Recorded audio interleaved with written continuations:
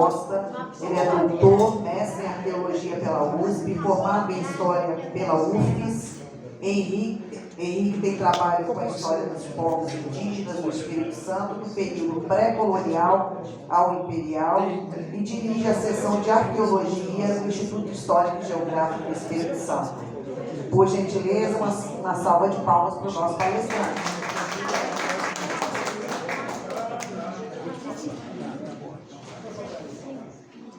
Boa noite a todos. Vou começar a falar daqui da mesa e depois, quando eu pedir para a sequência, eu fico mais articulado entre os mapas e o detalhe aqui. Eu lembro que quando o Cláudio me pediu para conversar sobre essa palestra de novo, veio pela primeira vez, acho que foi no ano passado, não foi, Cláudio? Foi o ano passado. Sobre uma polêmica do primeiro núcleo que o Gato Grande, né, o chefe indígena Temiminó, teria vindo para cá e ele, segundo a hipótese dele, teria se estabelecido no entorno da Baía de Vitória, não no município da Serra, né, em 1558. E aí eu vim com isso. Eu não acho ruim, né, essas provocações que levam. O lugar de debate não é o lugar que intelectual debate é escrevendo, né, divulgando e difundindo, né. Eu não acho nem um pouco ruim. Ruim é a gente ficar remoendo se a coisa aconteceu ou não, né? Vamos aos documentos, né? Então, com isso, no que eu posso contribuir, né? Eu prometo trazer aqui coisas mais concretas e materiais possíveis e menos especulativas, né? Do que a gente puder para esse período.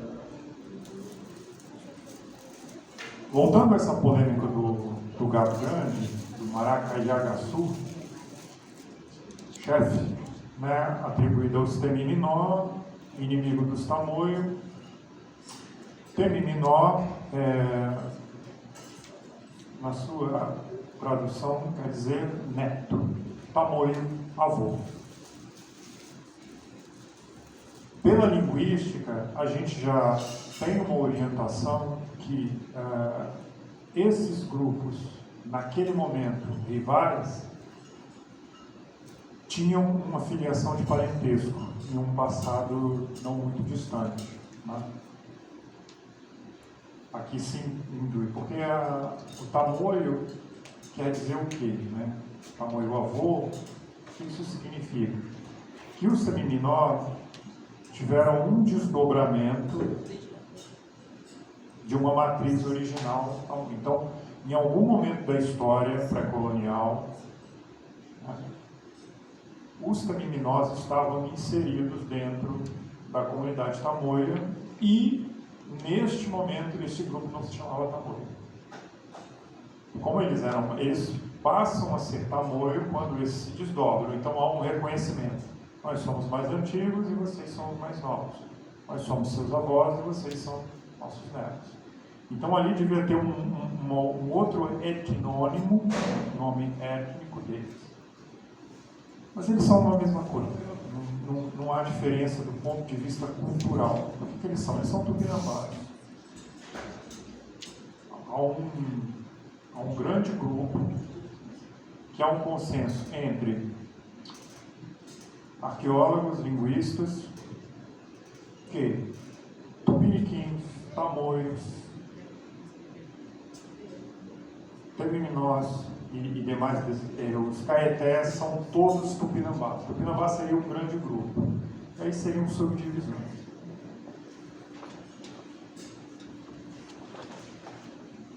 Com esse ambiente de conflito, né, instalado, e a França aproveita os rejeitados do Tratado de Tordesilhas, né, aproveitam uma brecha e vão articular, seguindo os desígnios aí da guerra, né? E contrabalancear a situação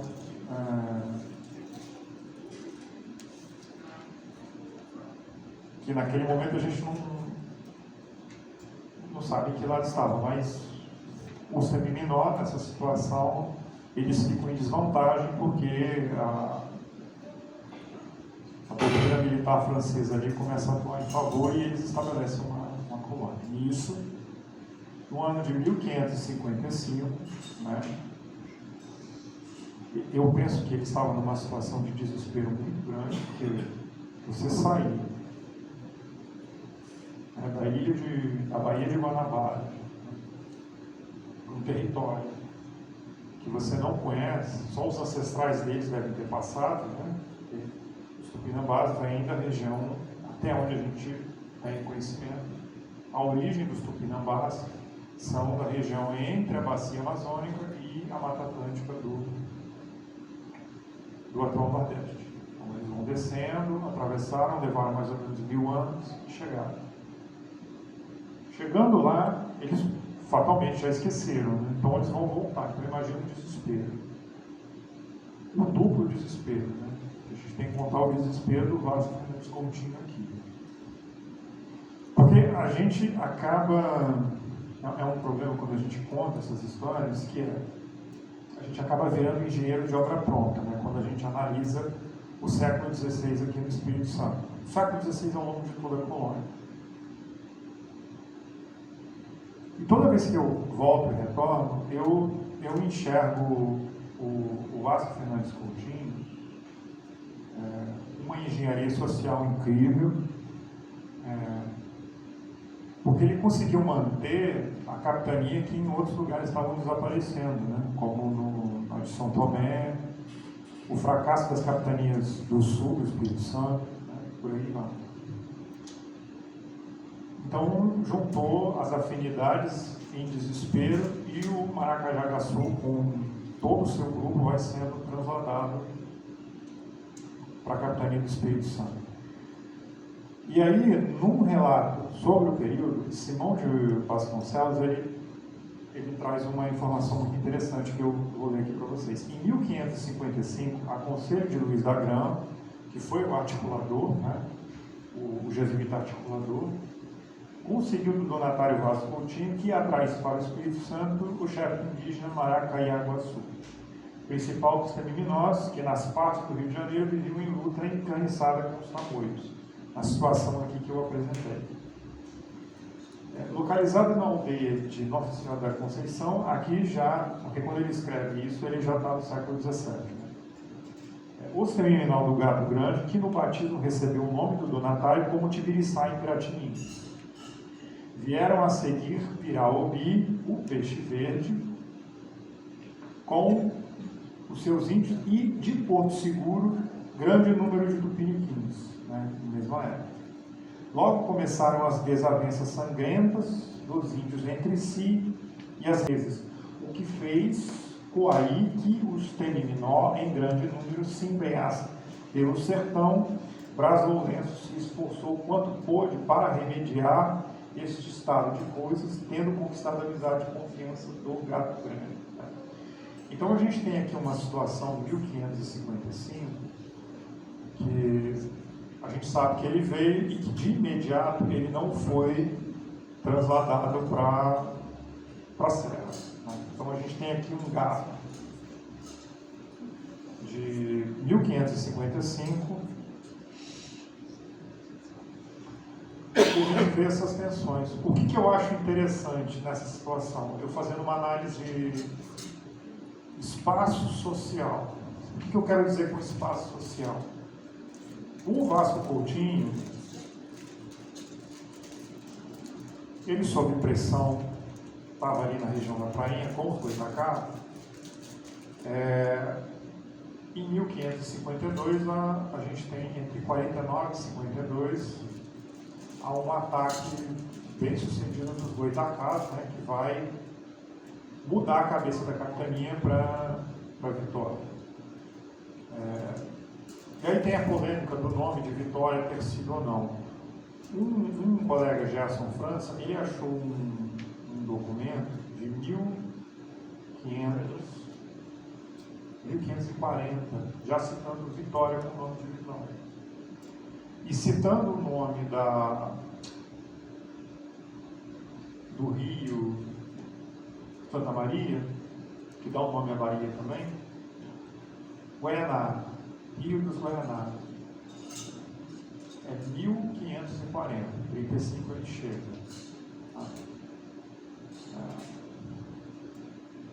Guaianazes é um nome tupi, que me falha a memória agora, mas é um tipo de vizinho. Ali é o rio dos vizinhos, alguma coisa assim. Tupiniquim quer dizer vizinho, então eu peço desculpa, mas me falhou a tradução para Guaianazes. Mas o que quer dizer? Guaianazes, de qualquer forma, é um nome tupi. Entre 35 e 40, a gente sabe que, para ele saber que aquilo era o nome de rio Guaianá, Guaianazes, aí ele está conversando com essas pessoas e ele está ouvindo palavras em tupi. O território de Vitória era um território tupiniquim. Então dá a entender nessa que a ilha já estava em negociação e já havia ali talvez alguma presença portuguesa já antes do que a gente pensa. Né? A gente tem que publicar esse documento. Tá? Com isso, em 1540, já há presença, confirmadíssima a presença do tupiniquim em Vitória, e ao fundo da Bahia, os Goitacá em um ambiente de tensão. Tá? E o que é interessante, que os Goitacás, eles não querem nem conversa, nem de imediato. Similar ao que a gente encontra aqui, similar ao que aconteceu com o Cabral, quando encontra os Tupiniquim em 1500, os Tupinambás são um povo altamente belicoso, mas eles têm os seus protocolos para declaração de guerra. Os Goitacá, por alguma razão, não querem conversa, né? Eles se aproximam, são recebidos a fechada. O Vasco Coutinho tem que limpar a prainha, entre aspas, com bala de canhão para poder desembarcar. Então já vê o ambiente tenso que ele vai encontrar aqui. Em 1500, entre 49 e 52, a Vila do Espírito Santo é destruída, os engenhos são quebrados, eram engenhos pequenos, né, de qualquer forma. Ele tem Vitória. Com a relação com os Tupiniquim de Vitória, me dá a entender que a situação não estava tão harmoniosa. Por quê? Porque o Vasco Coutinho ele se vê numa situação complicada, que vai ter um pedido de socorro em 1558 do governador-geral. Vai ter a Batalha do Picaré, disso eles descem, com um grupo de 200 homens armados, em sua maioria Tupinambás da Bahia, tem que lembrar disso, entre Tupinambás e Mamelucos em sua maioria, tendo até o filho do próprio Caramuru. Né? Ele estava no meio dos combates lá que veio a morte do filho do Mendes-Sá. Então quer dizer que as coisas deram errado com os tupiniquins. E o Vasco Coutinho estava em uma situação complicada. Agora, o que me parece estranho também é que, tendo ele recebido em 1555 o Gato Grande, em todo o seu grupo, aparentemente ele não fica em Vitória. Eu não encontrei nenhum documento discutindo isso. Me dá a entender que o Vasco Coutinho estivesse fazendo a gestão dos Tupiniquim de Vitória. Né? Porque aqui ele cita que tem uma outra carta aqui sobre o translado de 1558 e dos conflitos. Né? Uma carta do padre Francisco Pires, de 1558, de mesma época. Um dos trabalhos que corporalmente cá sentimos, maxime no verão, ir à aldeia de Maraguaí, aí ele já coloca a aldeia já estabelecida. Porque esta terra é muito quente e desleixada, e o caminho tinha muitas subidas. Já me achei tal, posto que em tempo que andava mal disposto, que não sabia se fosse para adiante ou se tornasse para trás. Agora estamos fora desse trabalho e merecimento, posto que, se voluntas reputatus pro facto, me perdoe se o latim não saiu como esperado, não o perderemos, porque não deixaremos de ir até morrer. Aqui ele está se colocando, estamos juntos. Pois era nossa vinha, e nos era mandado pela obediência, por causa do negócio, disse que o governador os mandou vir e juntar com estes que estão perto da vila. Só que aqui ele vai citar o cão grande, irmão do gato. Aí, o cão grande, irmão do gato, mudou-se para a terra de Guarapari. Daqui 6 léguas. Mandou dizer ao governador onde queria que se assentasse. E aqui o gato mandou-lhe dizer que próximo ao mar, para caso de ser socorrido quando necessário. Segurou muito esta vila e folgam muito ali que ele e os moradores por esta causa. Logo que começar a assentar e fazer suas casas, iremos lá, saberemos se temos algum proveito. Houve, por seu conselho, vir-se para seu irmão. Já está com ele, quer fazer mantimento e casa logo trazer mais gente. Vendo o padre quanta falta de fé e acrescentamos maus e torpes costumes por falta de doutrina e princípio, pareceu-lhes bem tomar cargo dos meninos e escola, dos quais agora é mestre e os ensina com muita caridade. Não tão somente a ler, mas, o que é mais e melhor, é, para a sua salvação, ensinar-lhes o caminho do eterno, fim glorioso para que foram criados. O Padre Nosso, o Credo, etc. Por modo de diálogo que não somente os meninos, mas cada um, certa hora, a igreja e para a qual te tange o sino. Então, aqui ele coloca perto da vila o gato grande, e aqui ele coloca também uma situação de que o cão grande que deu auxílio na situação de conflito com os tupiniquins. Aqui eu estou fazendo um cruzamento de informação. Então tá.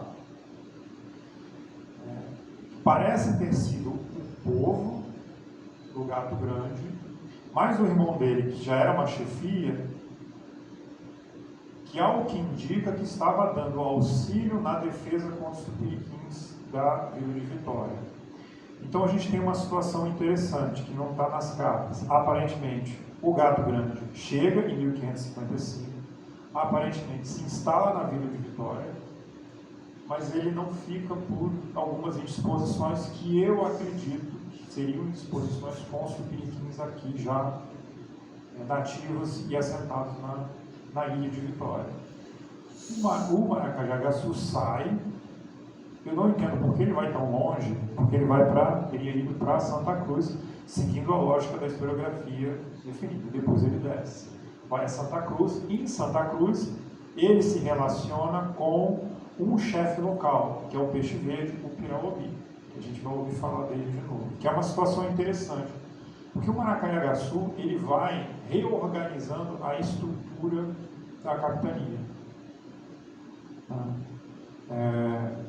Aparentemente o Vasco Coutinho sozinho não estava tendo sucesso. Na situação que ele estava conversando, a toponímica do Rio Santa Maria, chamasse dos Guaianazes, indica um contato efetivo, mas com o passar do tempo, em 58, isso virou o jogo e os tupiniquins, a pedido de socorro, e com a ajuda do cão grande, que depois se translada, depois da situação com os tupiniquins de Vitória é controlada, ele se dá um translado para Guarapari, para ajudar no aldeamento de Guarapari.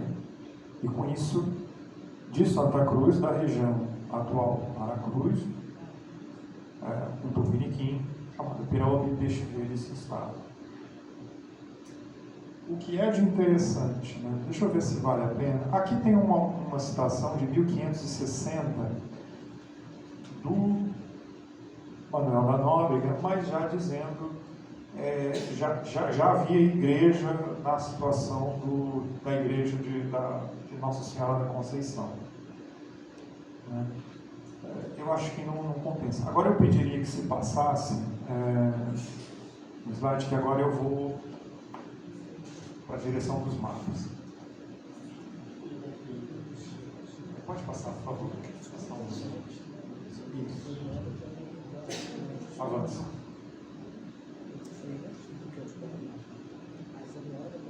Ok, aqui é um mapa trabalhado do Paiva, né?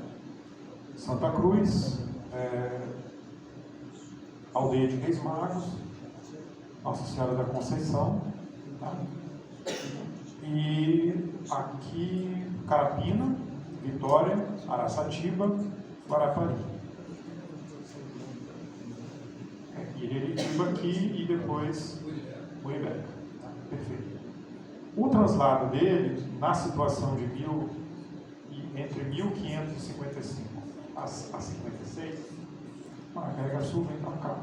Depois ele vai recuando. À medida que ele vai recuando, aqui tem um movimento interessante. Aparentemente ele vai deixando comandado, vai deixando de vir. Então ele vai fazendo de uma forma nativa o povoamento português através disso. Por quê? Porque ele se deslocou para cá, não foi por uma questão diaspórica tupi, né? Foi por uma demanda conversada entre os portugueses e o grupo dele. Então ele vem para cá, depois ele vai descendo e vai atribuindo. Então aqui ele vai tendo um controle sobre essa região, entre Aracruz e Serra. Aqui, ao que eu posso entender, parece ter ficado ainda alguns indígenas dele para resguardar. E aqui vem a situação interessante que parece ter gerado essa confusão da localização de indígenas do Maracaiagaçu, de se ter pensado deles não terem ido para o litoral norte, mas terem ficado. Pode avançar mais um, por favor. Para frente. Tem esse mapa aqui que o Paiva resgatou, que o Fábio Paiva Reis resgatou, é interessantíssimo. Ele foi produzido ele está nos arquivos de Madrid, esse mapa. Aqui é um entorno da Baía de Vitória, Capitania do Espírito Santo, Vitória, Vila Velha, Rio Aribiri. O nome desse rio aqui eu vou deixar Ilha do Príncipe, né? Ilha do Boi, Ilha do Frágil. O canal da passagem era o canal Maruípe, Praia de Maruípe, Praia de Camburi e Praia de Jaboatão.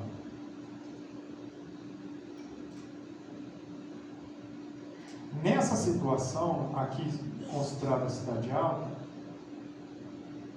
aqui vai se assentar, principalmente depois de 1558, a aldeia Siriá que vai alimentar a Vila de Vitória. Né? É daqui. E é daqui que vai nascer o Capixaba. A origem do Capixaba vai nascer desse ponto aqui. Pode avançar. Aqui eu vou detalhar um pouco mais o mapa. Eu vou virar ele para... Pode avançar. Para frente. Pode avançar mais um pouquinho. Não. Volta. Aqui eu enverguei porque a gente precisa ver a situação de onde se encontrava, no meu entender. Aqui a gente dobra, aqui eu inverti.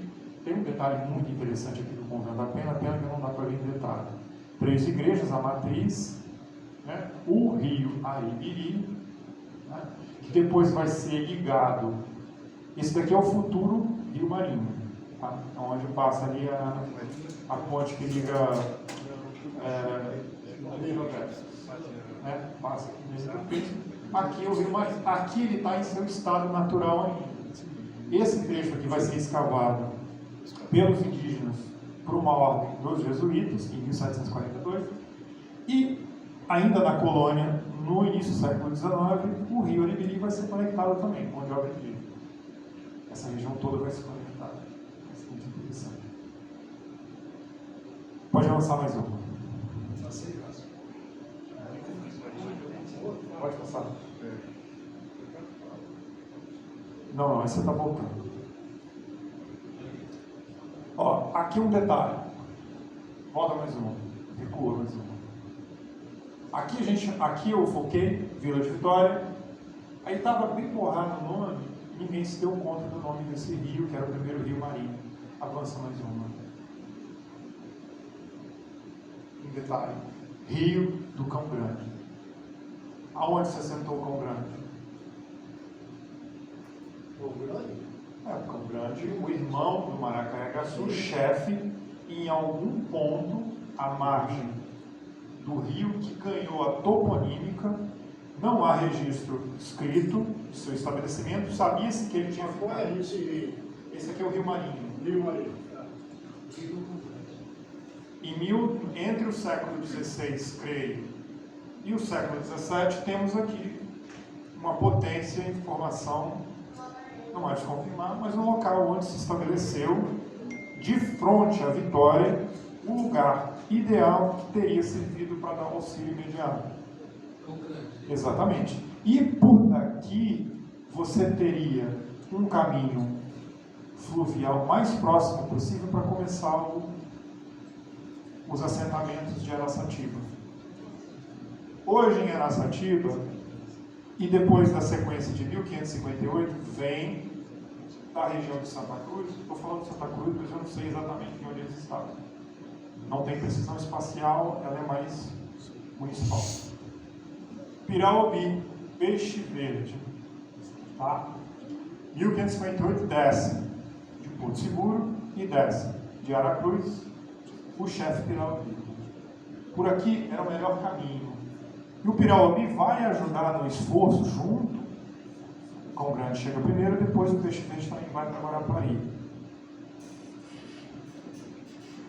Hoje, na região de Viana, que eu já comentei, né? Tem um rio chamado Peixe Verde e tem uma comunidade chamada Peixe Verde acima. Em Viana. Entende? Ali, creio, foi o primeiro ponto para dar assentamento ao projeto português. Entende? Seguindo por essa lógica. Por aqui, pelo interior, o registro fala isso. Foi a Maristela de Novaes, ela cita no livro dela que o Cão Grande teria iniciado o assentamento de Araçatiba, mas eu não achei a carta. É possível? Eu acho. Talvez ela tivesse refletido em época, por uma questão lógica, o caminho, talvez ela tivesse dimensionado. Eu acho muito possível, mas eu não encontrei. O Peixe Verde, a gente não tem ainda a carta de que ele teria se estabelecido lá. Mas qual é a situação?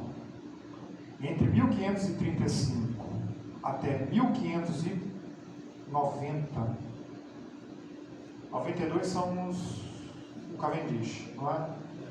95 é a batalha que derrota de vez os indígenas goitacazes.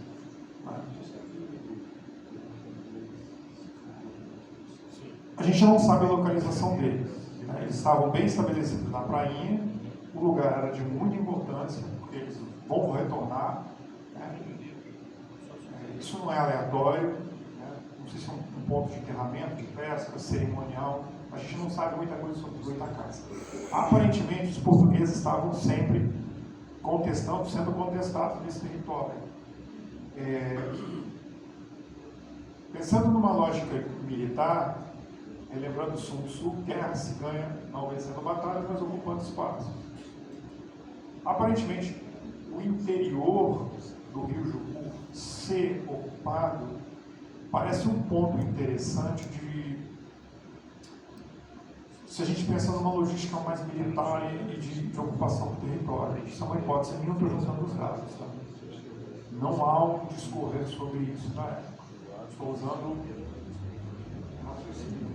Temos o Rio Cão Grande, que atravessa. Aqui, aparentemente, houve um assentamento.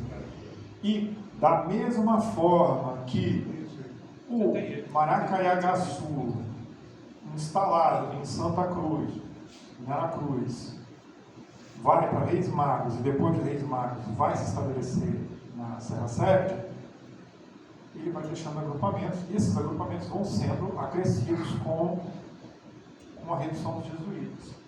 Isso daqui me parece, tendo se estabelecido em 1555, que isso daqui não deixou de ser totalmente desocupado pelos indígenas do Cão Grande. Parece que a toponímica ficou, o rio do Cão Grande, os indígenas do Cão Grande, então parece que ainda ficaram indivíduos dessa etnia instalados aqui.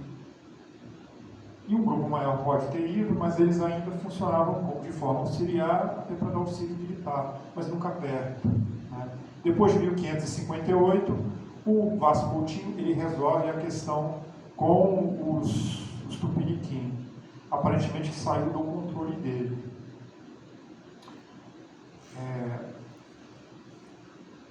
Então, aparece que essas décadas dele, o Vasco Coutinho está sempre fazendo gestão de miséria. Né? Ele reclama, acho que tem menção dele dizendo que queria devolver a capitania para o rei. Né? Tipo, tá muito complicado. Aí o rei manda o mensal vai mandar esse reforço.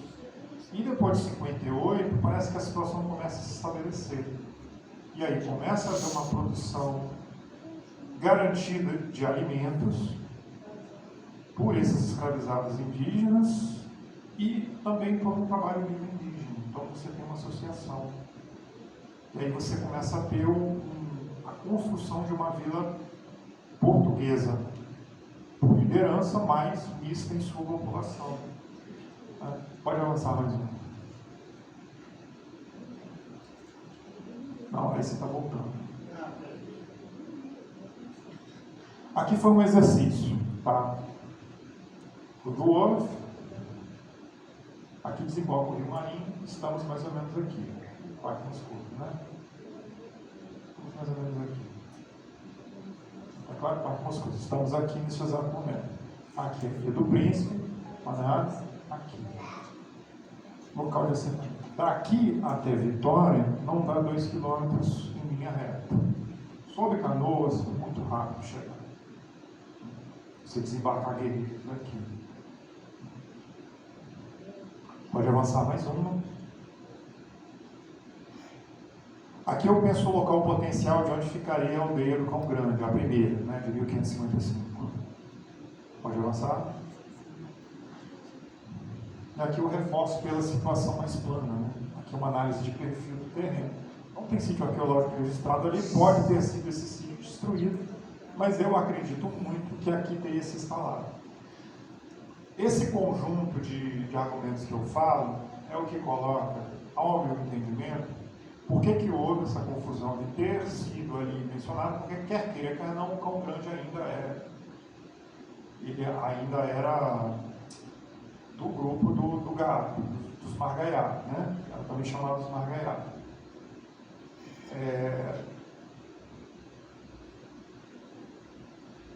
Aqui, um ponto desse qualquer. Eu estou dizendo qual é o rio aqui, ele está retificado, ele era sinuoso, né?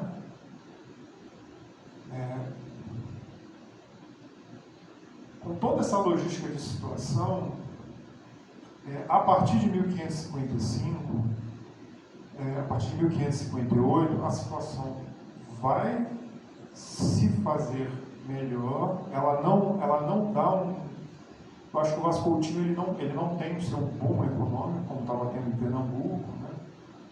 Mas ele tem esse ambiente de Estado. Pontos aqui que são interessantes.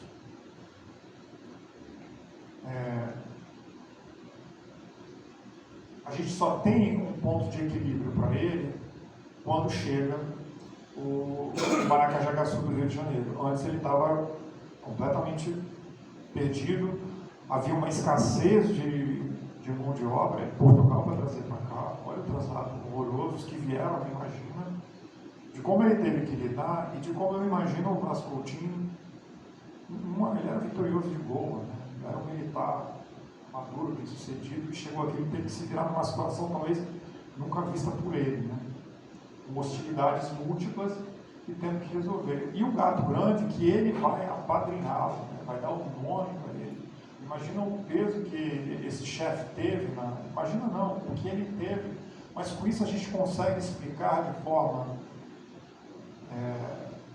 mais episódica e concreta o real valor do Maracaiagaçu aqui no Espírito Santo para concretização. Porque é um fator de consenso hoje nessa historiografia que começa a vanguardar o protagonismo indígena na nossa história, do que é. Sempre fala, o indígena é ator, mas ator de quê? Ele é protagonista de quê? É muito genérico isso. Aqui a gente tem uma coisa concreta. Sem Maracaiagaçu, eu não sei se o Vasco Coutinho teria tido sucesso nessa situação. Aonde teve sucesso ou fracasso, no século XVI e século XVII, em muitas situações, se deu a uma relação bem-sucedida ou não com os indígenas. Mesma coisa Pernambuco, São Vicente e tudo mais. De você construir essa parentela. E era uma relação bilateral, quando havia conversa com os chefes, porque se havia uma domesticação política para os portugueses sobre esses indígenas, também havia uma domesticação política dos portugueses em relação a esses indígenas. É por isso que a gente escuta, já começou a violência desenfreada? Começou, mas ela vai se tornar acirrada com os indígenas, principalmente depois do século XVIII, quando a situação dos portugueses já está, principalmente depois de Pombal, né, já está concretizada. E tem um outro fator interessante que é, depois desses episódios, e eu também não estou dizendo que este episódio foi o fator central para o decreto da lei de 1570, que falava sobre as liberdades dos índios. O que ele fala? Um ponto que é interessante. Não se pode escravizar indígenas que são vizinhos às vilas portuguesas. Isso é um ponto passivo. Fazendo um outro correlato. Aparentemente, essa situação aqui pode ter se dado tensões da ordem de trabalho ou princípio de escravização de indígenas tupiniquins, o que indica ter levado à pressão contrária dos tupiniquins contra os portugueses e tentar expulsá-los, como ocorreu aqui na Prainha. Né? É evidente que a situação de 1570 pode não ter se dado exclusivamente pela questão de Vitória, mas eram poucas vilas, né? Então Vitória parece ter sido um ponto muito importante para essa lei, né? Que dava o protocolo e punia severamente o rei. Então, em suma, nós temos aqui um controle e uma demanda bem acertada, da qual o Maracaiagaçu, que já está situado na Serra, mas ele não deixa de atuar politicamente aqui. Ele vira um partido político, vamos assim dizer, né? Na ordem social e no estabelecimento desse poder português. É tão inserido isso, que isso vai levar, aí aqui é uma hipótese minha também, mas eu acho que ela já é bem concreta, a uma relação afetiva e fraterna do Vasco Coutinho mais intensa, porque o Vasco Coutinho depois não andava mais com camisa, fumava, ele bebia fumo, né? E o que leva ao quê? Ao bispo, né, da província do Brandões. Ele é excomungado. Na missa de Salvador, ele não é permitido assentar junto com os capitães. Então a gente vê um quadro aqui de protagonismo muito mais intenso, e o que eu queria mostrar a vocês era de como se estabeleceu esse protagonismo indígena real. Né? Porque a gente fala e ele merece a gestão, né? De ter percebido a situação, de ter engendrado, de ter mobilizado as tropas de forma que fosse favorável, de ter sabido, de ter tido um time melhor que outros donatários, né? Que não tiveram, saber pedir ajuda, de ter percebido a situação e tudo mais. Eu não lembro se tem outros slides, mas agora eu queria abrir para o debate se houver alguma questão. Basicamente isso.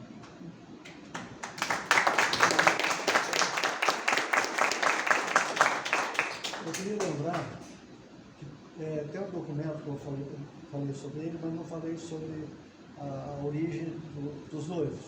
Tem um processo de casamento que foi achado lá na Catedral do Rio de Janeiro, dos noivos moravam no Morro Mestre Alves, está bem claro, né? Que ano? 1675. Os noivos eram netos de índios que vieram de Porto Seguro. Está lá escrito.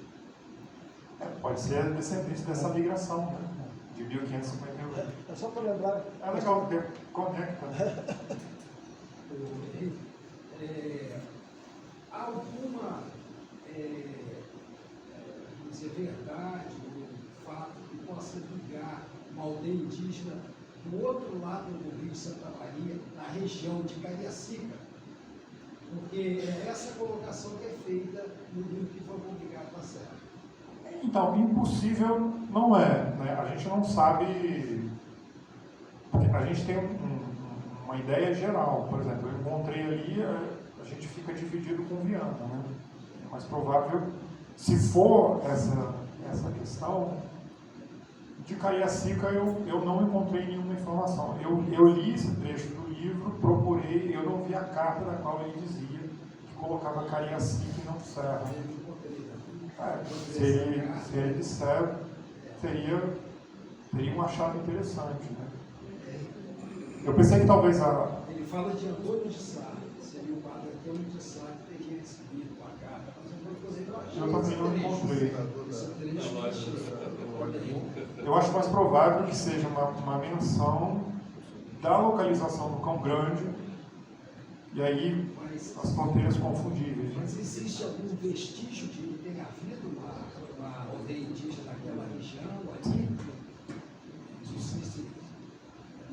Não, Bahia de Vitória era... Cariacica, a região Sim, de Cariacica. não, tem muitos sítio aquela. Tem muitos. Sim, os relatos são... e ali de domínio tupi, né? Porque a gente tem essa parte baixa de Vila Velha, mais litorânea, controlada pelos Goitacá.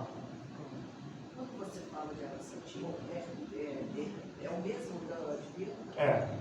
E aí lá deve ter mudamento um quilômetro que tem lá em Araçatiba também. Porque o quilombo ele vai se formar posterior, bem posteriormente. Porque os jesuítas, depois que eles conseguem, depois da pacificação, aí é uma tradução que eu faço, depois da pacificação dos Goitacás, né, botaram eles de lado, aí assassinados, feitos escravos, alguns grupos podem ter recuado mais para o sertão. O rio Jucu se tornou algo viável, né? Tanto que se começa a fazenda de Carapina, era uma fazenda de hortaliças e até mais antiga. Só que com o desenvolvimento forte de Araçatiba, depois do final do 17 e 18, a fazenda ela torna a Carapina quase irrelevante economicamente. Então, os jesuítas devolvem as terras que ganharam, mantêm o núcleo que parece que ele fica entreposto de quem saía da Vila de Vitória e ia cavalgando, podia se instalar um pouco em Carapina antes de chegar para Reis Magos. Mas esse quilombo, então, ele não poderia ter sido trazido, né, os negros, os escravos que eram trazidos pelos portugueses? Então, como é que funcionou a divisão social do trabalho na colônia de forma geral? Houve uma depopulação grande de indígenas, mas ela não desaparece. Os portugueses, eles vão ter esse momento de fragilidade deles na costa, e o primeiro problema que eles têm que resolver é o que a gente vai comer. Basicamente isso. Quem vai construir? Então, nesse primeiro momento, os indígenas eles vão se focar na questão de subsistência, eles vão fazer a comida, vão pescar e vão fazer as obras públicas, né? Com essa depopulação, já havia uma, e também da empresa portuguesa nas ilhas africanas, que eram de controle, já havia uma experiência bem sucedida da cana. Então, o escravizado negro, ele vai se inserir mais nessa exploração da questão do açúcar, e em Araçatiba vai ser a mesma coisa. Mas o indígena, ele não abandona, ele fica. A gente sabe que no início do século XIX haviam ali, eu acho que 400 escravizados, e havia também uma população de 400 indígenas ainda. Quem está fazendo o quê? A dinâmica da cana, você hoje eu planto, amanhã eu vou trabalhar na mandioca, no mandiocal. Se você está num ritmo exploratório, e a fazenda estava dando muito dinheiro, né? Ao que a gente sabe. Então, é dessas comunidades, quando se alvorece, né? E vai passar para a mão de proprietários privados, sem o controle da igreja, que aí vai se formando esses quilombos, principalmente entre a região de Araçatiba e Guarapari. Eles vão estar locados ali. Vai ter o Mocambo, vai ter o mais famoso, que é o de Guarapari, né? É uma empresa bem sucedida. Tá? Lá em Carapina, a fazenda era de Miguel Pinto Pimentel. Ele doou os jesuítas para justamente produzir alimentos para a Vitória. E tem ali em Carapina, tinha, né, um canal, onde hoje é Jardim Carapina, atrás do Hospital Vitória Paz. Ali tem um local chamado Porto dos Padres, que era justamente o local que saía para chegar até a Baía de Vitória. A produção dos jesuítas. Gente, os canoeiros, a canoagem que os portugueses vão apreciar a tecnologia das canoas, e aí quem vai construir esses canais vão ser os indígenas, tá? É isso que eu estou falando. É interessante notar que as obras públicas do período colonial e até imperial vão estar direcionadas aos indígenas. Por exemplo, a primeira ponte da passagem que liga Vitória, ali na UFES, ela é construída por indígenas de Nova Almeida. De Nova Almeida, 1710. Acho que foi isso. E eles fazem a manutenção. Primeiro pontilhão. Então, a estrada que a gente vê ali naquele quadro, a estrada que vai dar o nome e origem da Capixaba, vai ser uma empresa também por 10 indígenas em 1798. Quando eu vejo essas informações, parece que essa dinâmica colonial ela vai se manter por muito tempo aqui. Né? E os indígenas vão ficar ligados às comunidades pesqueiras, à questão proteica. Isso vai ser no Nordeste também. Tanto que a pecuária, que surge paralela à questão do açúcar, ela vai ser absorvida pelos indígenas também. Né? Quem vai, o vaqueiro nordestino, ele é descendente direto, né, dessas comunidades aqui. E o africano vai ficar na produção desse capitalismo mercantil. Ele vai ter essa força. O ouro, né, o africano vai ficar...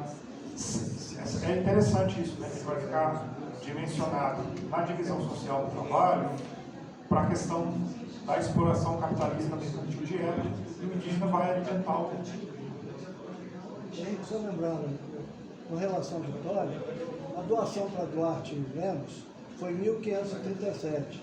A igrejinha de Santa Luzia é de 1547. Ali é que Duarte Lemos que recebeu a ilha de Santo Antônio. Então, isso é interessante. Sabe o que eu até conversei com o professor Luiz Cláudio, me passa uma coisa de que Vitória e Vila Velha era uma coisa só, assim. Não tinha uma câmara, não tinha... Era como se fosse uma mesma vila, entende? Mas ele recebeu a doação da Sim.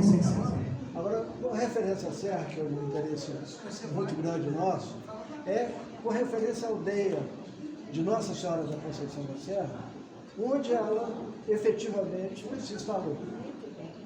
Então, a gente fica alocado em macro, eles falam do marco zero, mas eu não sei se foi exatamente naquele ponto. Por quê?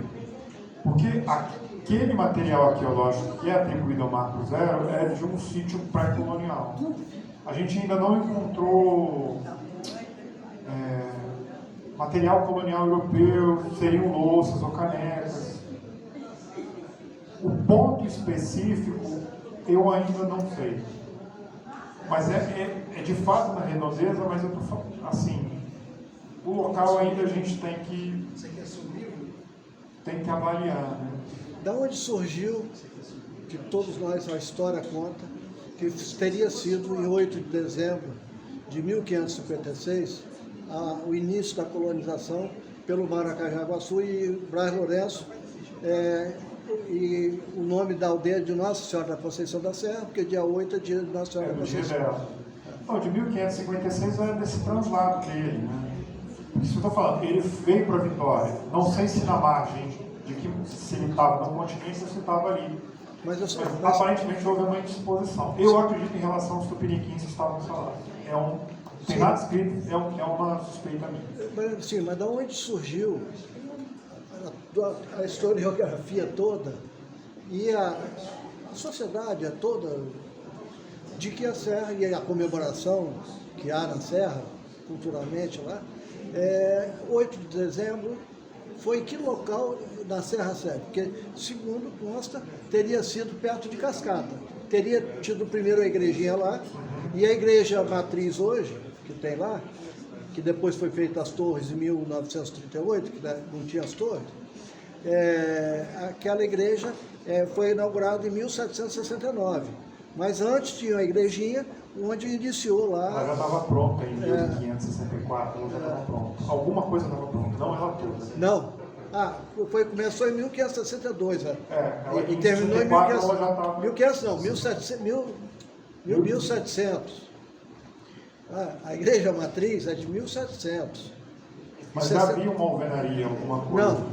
Ela começou em 1762 e terminou em 1769.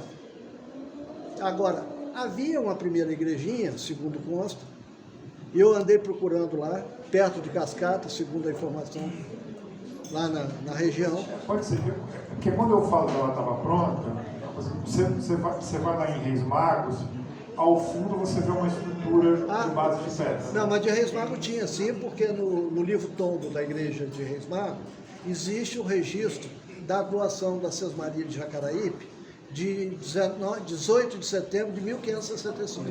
Então havia já a igrejinha lá em Novo Meio. Eu digo a informação de que antes havia uma igrejinha de estuque, sim. É isso que eu falo. Mas em que local da Serra? Na Serra Sede. Que local? Então, o local específico a gente tem que avaliar. Eu acredito que seria muito próximo da... agora eu entendi o seu raciocínio. Eu acredito que fosse muito próximo do que foi essa igreja, que foi construída definitivamente em 18. Mas segundo dizem, eles saíram da onde tinha a igrejinha, o acampamento deles, onde havia aldeia, eles saíram porque, segundo, teve uma epidemia de varíola. Isso segundo consta. Não, eu acho que faz sentido, porque muita gente ia embora também. A gente vê a reclamação do Simão de Vasconcelos. Muitos tupis iam para o sertão, voltavam em desalento, né? Então fica a incógnita. A gente tem uma margem grande para investigar. O Marco Zero é um ponto de discussão. Mas eu não sei se lá porque ele é um pré-colonial. A gente entende que a primeira aldeia deve ter sido instalada. Depois eles saíram por causa do segundo consta a varíola e tal, aí subiram, mas segundo consta, e eu acho que é perfeitamente correto isso, eles devem ter se instalado perto onde tinha água. Sempre. Né? Entendeu? Mas a gente ainda não é um problema bom que a gente tem que resolver. Gente, obrigado. É muito gostoso da gente estar aqui conversando, debatendo. Nós agradecemos muito ao Henrique, muito obrigada mesmo por esse banho de cultura, né? De história, sempre muito bem-vindo. Mas vamos às nossas outorgas de medalhas e homenagens. Convidamos os presidentes da Academia de Letras e Artes ou representantes para que se posicionem aqui na frente para serem homenageados. Instituto Histórico Geográfico do Espírito Santo, Dr. Getúlio Neves.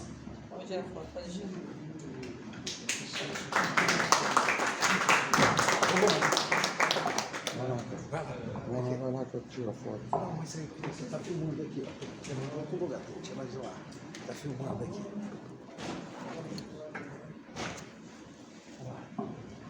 Nosso presidente vai vir tirar a foto aqui.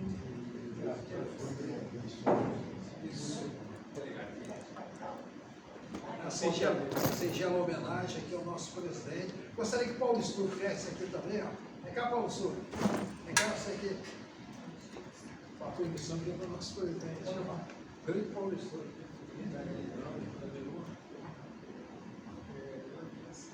Isso aqui é sempre uma personalidade importante aqui do Instituto, né? Está sempre aqui com a gente. Obrigado. Academia Espírito Santense de Letras. O presidente, recebe da Academia Espírito Santense, depois passa para os jovens. Aqui, ó, também bate a foto aí. Foto repetida. Repetida. Agora, você chega mais perto. Estou tirando. Veja, ela também você. Olha aqui, tá? Tá. Deixa eu te falar. Veja. Academia Feminina Espírito Santense de Letras, representado pela presidente escritora Sônia Barreto.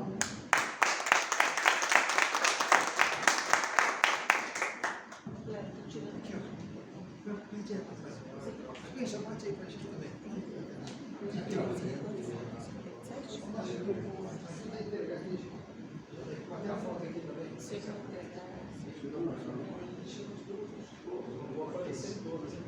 Vamos lá.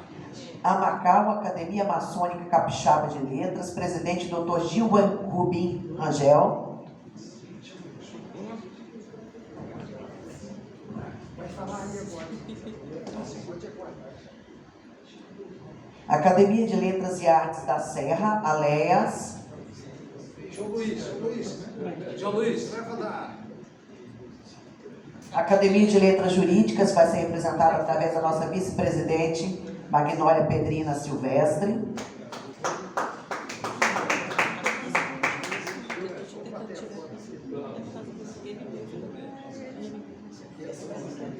Aléas da Serra. João Luiz, você vai com o João Luiz ali? João Luiz, vai. Aqui, ó.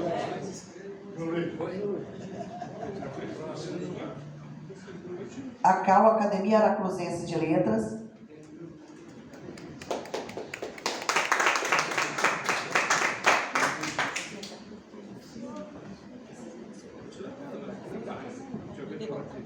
Academia de Letras de Vila Velha.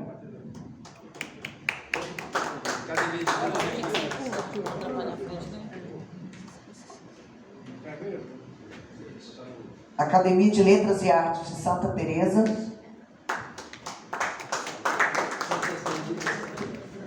Academia de Letras e Artes de Viana. A nossa presidente não pôde vir, a Vera Cosi. Quem vai receber? Clério Borges. Deixa aí, assina aqui, vai assinando. Sociedade de Cultura Latina do Brasil, representada pela nossa querida doutora Pedrina, Magnólia Pedrina Silvestre. Associação de Jornalistas e Escritoras do Brasil, Coordenadoria Espírito Santo, também pela nossa presidente Sônia.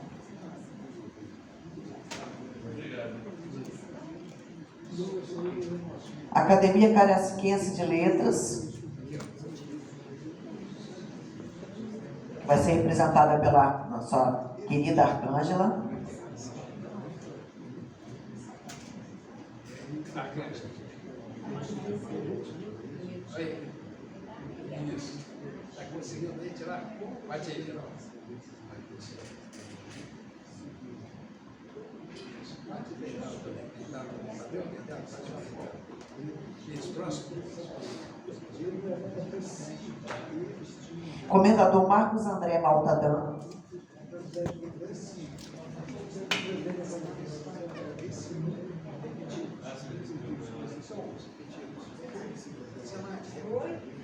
Isso aqui é Marcos André, então. Vasco vai regressar. Marcos André. Vou pegar Vasco. Comendador Geraldo Fernandes. Geraldo Fernandes vai receber. Vou botar para alguém bater fora.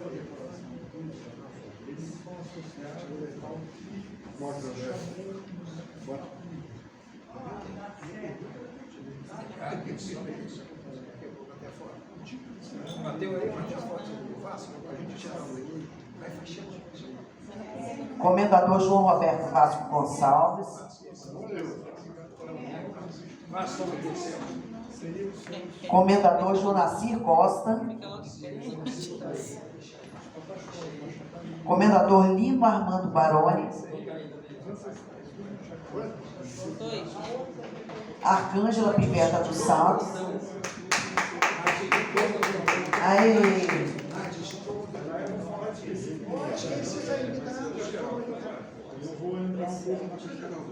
Tem que olhar aqui, pai. Comendadora Brenda dos Santos Neves. Aqui, Brenda está aí. Oi? Tirei. Oi? Margarida Drummond de Assis. Maria Aparecida de Souza Santos, nossa doutora, advogada.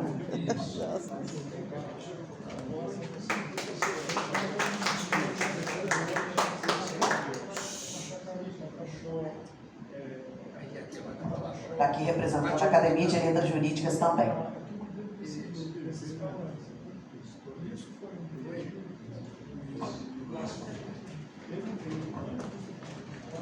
Zenaide Emília Tomes Borges.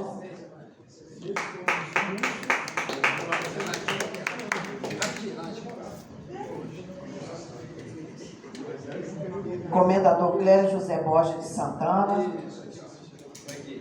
Bateu? Pode mandar deitar. Está batendo aí? Viu? Ei, a Maria Aparecida? Oi. Bateu na sua. Zenaide, entrega do maridão. Tira foto. Olha aqui. Isso, pode a foto. Aqui temos o que a dona Zenaide vai levar, é do comendador, são pessoas que, comendador que não residem aqui. Comendador Edilson Celestino Ferreira, comendadora Maria Elizabeth Vargas Peixoto, comendador Paulo José de Oliveira,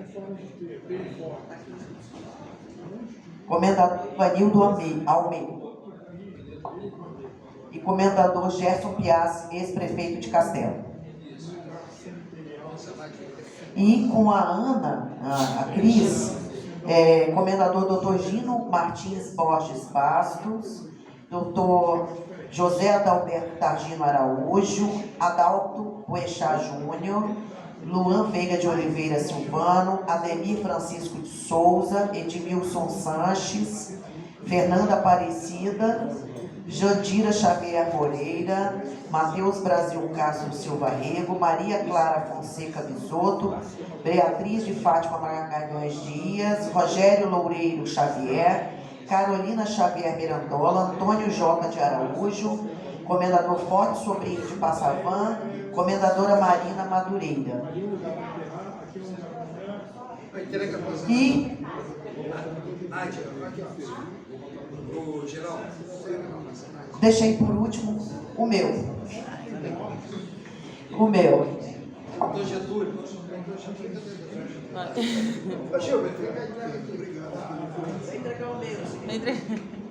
Vamos entregar agora a comenda para a doutora Margarete aqui. Gilbert vai entregar. Olha aqui. Ó. Margarete, olha aqui. Isso aqui, ó. Aqui, ó.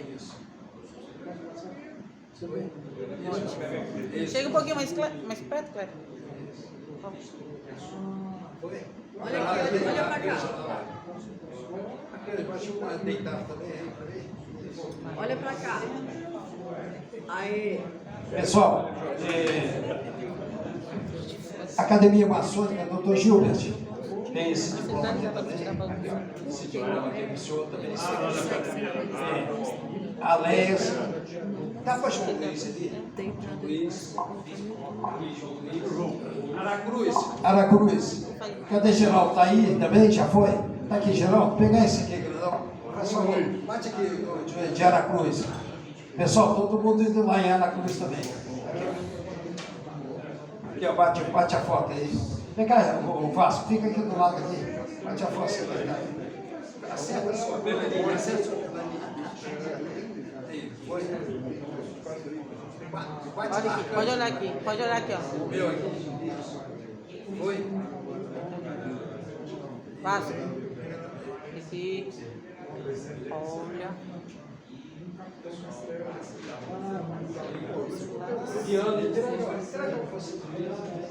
Pode entregar, eu acho que é tipo ali, né? De Vera Costa. Eu tentando tirar sua foto. Tem que olhar pro seu lado também. Tá olhando só pra lá, olha eu aqui. Mas ficou bonito. Você vai sexta-feira? De coroinha era sua. Você vai no café da manhã? Essa era minha. Igualzinho. A bata assim, em cima. Aqui, por favor, ele recebeu. Cada um tinha uma função, né? Aí, bate a foto aqui. O Turín cheio de brasa assim. Bate a foto lá. Aqui, pode vir. Aqui, por favor. Tá bom, aqui. Aqui, agora, aqui.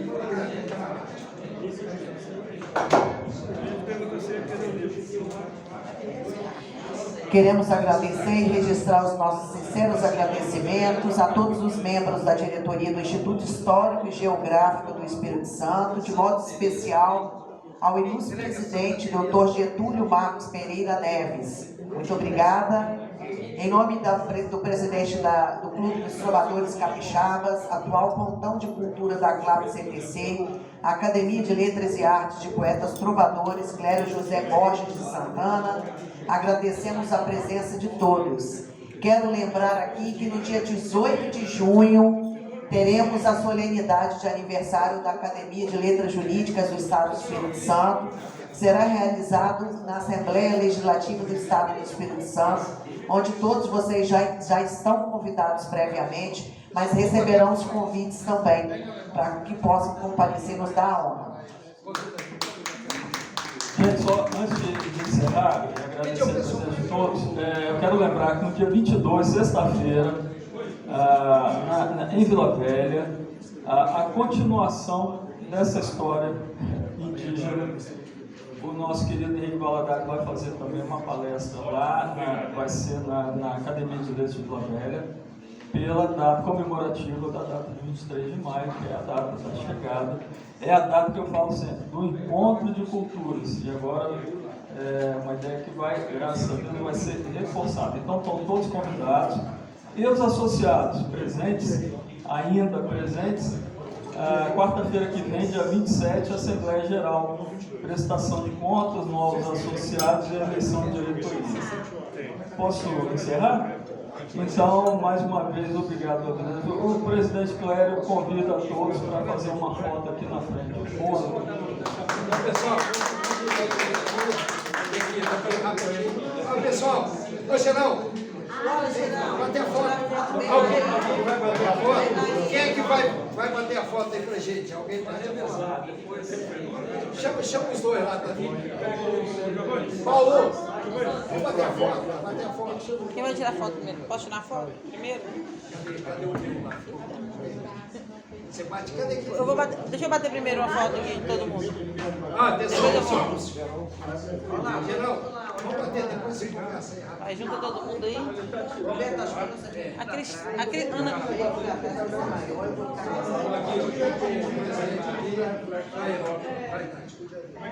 Eles podem ficar aí na frente. Olha lá, gente, pra fora. Olha lá a foto lá. Cadê o outro? Todo mundo tem que estar olhando a Cândia lá. Todo mundo olhar pra lá, senão Olha lá, ó, aí tá filmando aí atrás de você. Chega um pouquinho pra trás. Peraí, parei um pouquinho Não, mais. parei. Travou. Ô, Gilber, chega um pouquinho mais pra cá, vem, gente. É, mais pra cá. Mais pra cá. Senão não vai sair. Vai um X. Aí. Cadê as comendas? Não, Isso, Eu agora. tirei um monte. não, vai. Tirei bastante. Mas agora vem você, vai alguém lá bater. Vai alguém lá bater. Olha, tem que mandar essa foto, que é o único celular que tá batendo, né? O meu tá sem fio. Esse é o seu? É. Deixa eu bater com o meu aqui. Faz com o seu também. Isso. Então, pessoal, muito obrigado a todos por terem comparecido. Agora vamos prestigiar a palestra que o Henrique vai fazer lá em Vila Velha. É quando é? 22. Dia 22, depois da manhã. Depois da manhã, não é isso? 7 horas. Então, e na quarta-feira que vem faz. O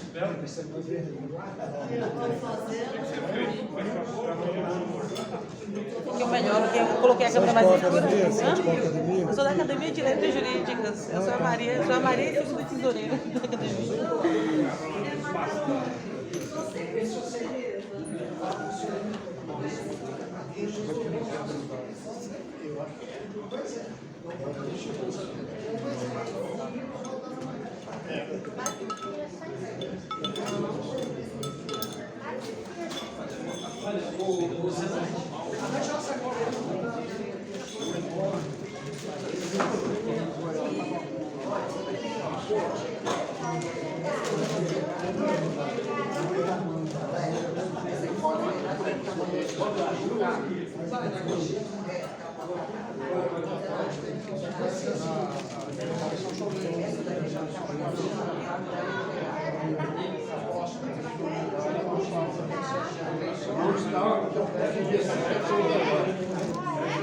Eu fui lá na loja.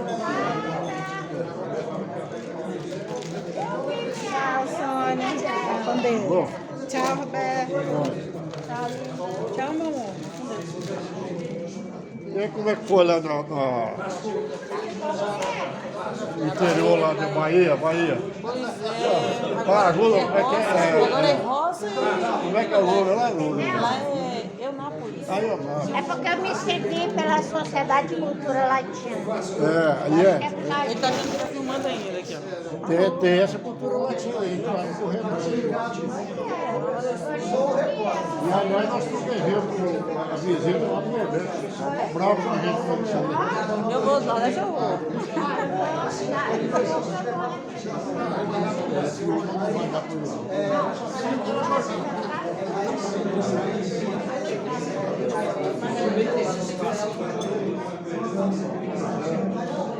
Mas,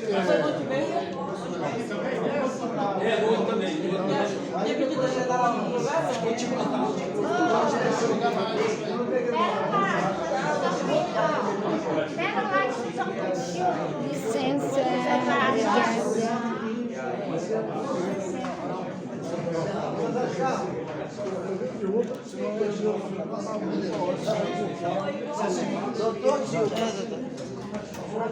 Debate de gente grande hoje, né? Debate de gente grande hoje, né? É bom. Ó, no dia da votação, você vota em ninguém. Vai deixar pra lá, vai pagar. Vai sentar de uma pessoa. Aí,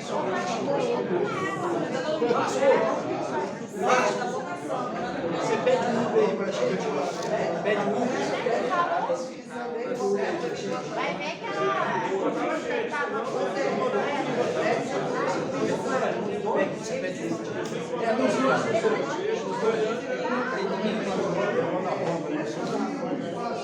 Margarete, pede a Margarete aí. Margarete, ela só.